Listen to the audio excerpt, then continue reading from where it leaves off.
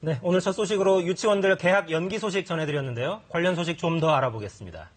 유치원 다니는 자녀가 있는 가정들, 오늘 아침까지 얼마나 혼란스럽고 당황스러우셨습니까? 김병현 기자가 학부모들의 목소리를 좀 더 자세히 들어봤습니다.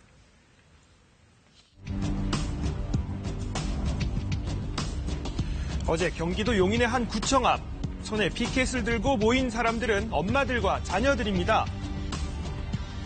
유치원 불법계약 연기 금지하라! 금지하라! 우리 아이들 인질로 잡지 마라! 시위에 참여한 엄마들은 일방적으로 개학 연기를 통보한 유치원에 대해 분노를 감추지 못했습니다. 이틀 전에 아침에 일찍 문자로 통보가 왔어요. 너무 황당했죠. 그런 뉴스가 나올 때도 설마 우리 유치원은 아니겠지 하는 유치원이랑 원장님에 대한 기대가 되게 컸거든요.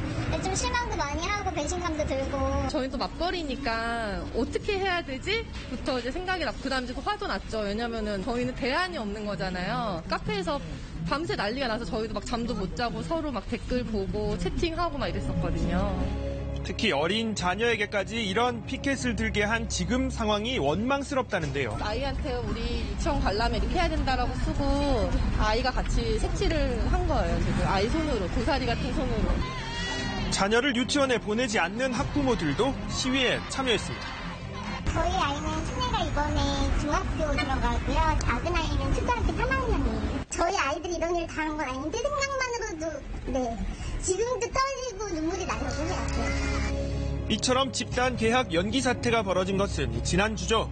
사립 유치원 단체인 한국유치원 총연합회가 유치원 개학을 무기한 연기하겠다고 선언하면서부터입니다. 저희가 전격적으로 에듀파인을 도입했음에도 불구하고 기대하는 어떤 대화라든지 이런 것이 이루어지지 않는다 그러면 개학 연기가 상당 기간 지속될 수 있을 것 같습니다. 그 중심엔 국가 회계 시스템인 에듀파인이 있습니다. 지난해 사립 유치원 비리가 터지면서 투명성을 확보하기 위해 도입된 것인데요. 자, 한유총 측은 에듀파인을 사용하기는 하겠지만 유치원 3법 또 유아교육법 시행령 개정안 등은 사유재산과 자율성을 인정하지 않는다면서 받아들일 수 없다는 입장입니다. 결국 오늘 개학 연기까지 오게 된 건데요. 실제로 지난주 목요일부터 속속 개학 연기를 하겠다는 유치원들이 나오기 시작했습니다.